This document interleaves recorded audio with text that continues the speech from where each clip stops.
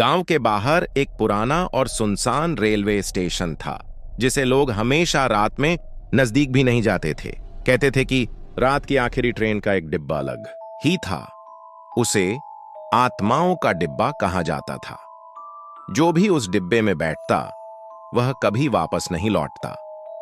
कई साल पहले स्टेशन पर हुए एक रहस्यमय हादसे के बाद यह डिब्बा रहस्यमयी और खतरनाक हो गया। कई यात्रियों ने देखा कि डिब्बे में सफेद धुंध और अजीब आवाजें आती हैं, लेकिन कोई भी इसे छूने की हिम्मत नहीं करता था। एक ठंडी और धुंधली रात गांव का एक लड़का सिद्धार्थ अपने दोस्तों के साथ शहर जा रहा था। वे रात की आखिरी ट्रेन पकड़ने स्टेशन पहुंचे। स्टेशन सुनसान था। पुरानी लैंप की रोशनी धुंध में फीकी पड़ रही थी। प्लेटफॉर्म पर कोई भी नहीं था। जैसे ही ट्रेन आई, सिद्धार्थ ने देखा कि आखिरी डिब्बा बाकी से अलग दिख रहा था। वह टूटा फूटा, पुराना और अजीब चमक वाला था। उसके दरवाजे अपने आप धीरे धीरे खुले। दोस्त डर गए, लेकिन सिद्धार्थ ने जिज्ञासा दिखाते हुए डिब्बे में झांका। अंदर हल्की धुंध थी। सफेद कपड़े पहने एक आकृति खड़ी थी। उसने धीरे से फुसफुसाया, आओ, तुम भी हमारी सवारी करोगे? दोस्तों ने पीछे हटने की कोशिश की, लेकिन प्लेटफॉर्म की मिट्टी में पैर फंस गए। डिब्बे के अंदर से अब तेज रोशनी और अजीब आवाजें आने लगीं। घंटों की आवाजें, चीखें और हंसी। सिद्धार्थ ने टॉर्च जलाई। धुंध में आकृति की आंखें लाल और चमकती हुई दिखीं। उसकी छाया फैलती गई और प्लेटफॉर्म पर दौड़ते हुए भी उनका पीछा करती रही।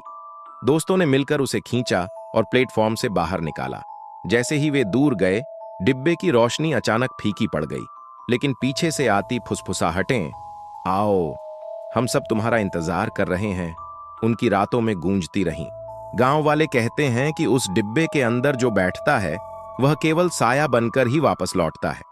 ट्रेन में आने वाले यात्री भी केवल उसी रात की आखिरी घड़ी में दिखाई देते हैं। अगले दिन सिद्धार्थ और उसके दोस्त गांव के बुजुर्गों से मिले। बुजुर्गों ने चेतावनी दी कि कोई भी रात की आखिरी ट्रेन और उस डिब्बे के पास न जाए।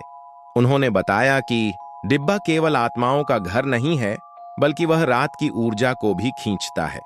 रात में उस स्टेशन पर जाने वाले लोगों ने कई बार देखा कि प्लेटफॉर्म पर डिब्बे की धुंध अचानक बढ़ जाती और सफेद हाथ बाहर की ओर बढ़ते हैं। कई लोग डर के मारे भाग जाते हैं। कुछ साहसी युवक रात में वहां जाते हैं, लेकिन वापस लौटते नहीं। जो लौटते हैं उनकी आंखों में डर और शरीर में ठंडक हमेशा रहती है। सिद्धार्थ ने कई रातें सोच समझकर बिताई। उसने अपने दोस्तों को चेताया कि वे कभी भी रात की आखिरी ट्रेन और उस डिब्बे के पास न जाएं, लेकिन जिज्ञासा हमेशा इंसान के दिल में होती है। कुछ रातों बाद गांव में एक नई कहानी फैल गई। स्टेशन पर डिब्बा फिर से चमक उठा। धुंध बढ़ गई। किसी की चीख सुनाई दी और हवा में वही फुसफुसाहट थी, आओ, तुम्हारी सवारी अब शुरू होगी।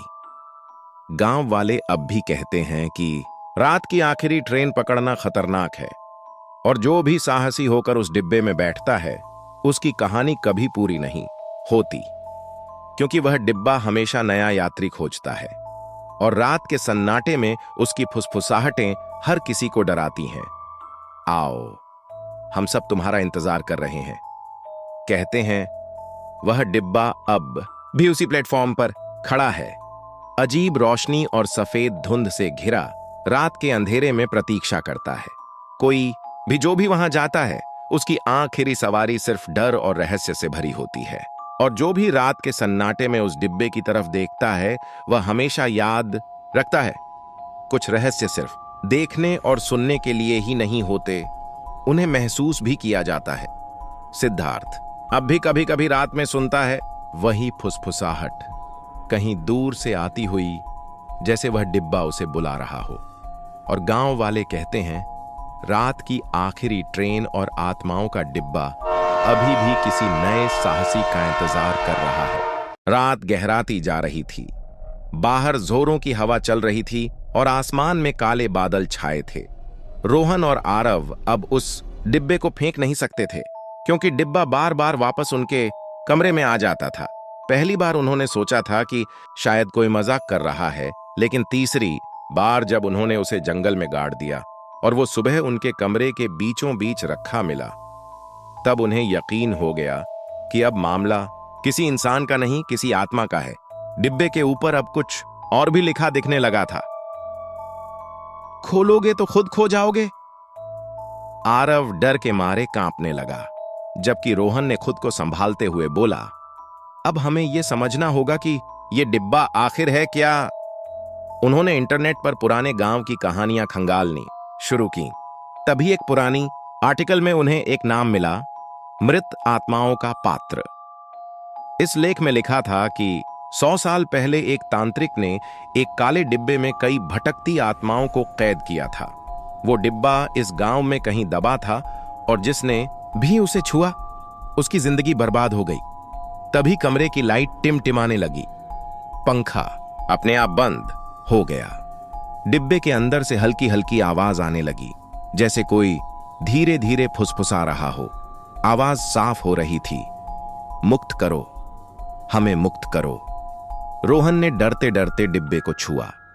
अचानक ठंडी हवा कमरे में फैल गई और दोनों भाइयों के चारों तरफ धुंध सी छा गई।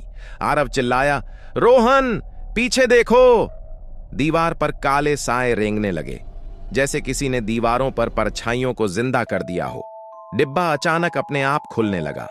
अंदर से कोई चीज खींच रही थी। रोहन और आरव जमीन पर गिर पड़े। कमरे में अचानक से अंधेरा छा गया और तभी उन्होंने देखा 5 काले धुंध जैसे साए डिब्बे से बाहर निकल रहे थे। उनकी आंखें आग की तरह लाल थीं और वे हवा में तैर रहे थे।